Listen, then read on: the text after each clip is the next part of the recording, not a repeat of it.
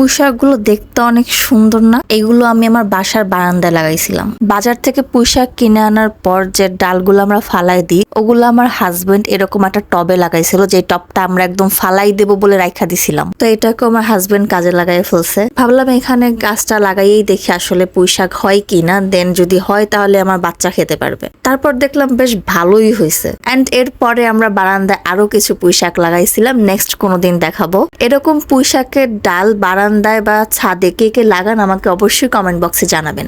ভাই আজকাল সবজির দাম তো আগুন, কিন্তু শাকেরও ভাবসাব কম না। সামান্য একটা পুঁইশাক কিনতে গেলে 40 থেকে 60 টাকা, আবার অনেক সময় ভাগ্যক্রমে 30 টাকাও পাওয়া যায়। আর অন্যান্য শাক যেগুলো আগে আমরা 10 টাকা আটি কিনতাম বা 8 টাকা আটি কিনতাম, ওগুলো এখন নিম্নে 20 টাকা। যাই হোক, এখন একটু শাকগুলো লোভনীয় করে রান্না করা যাক, দেখি এতটুকু কতটুকু হয়।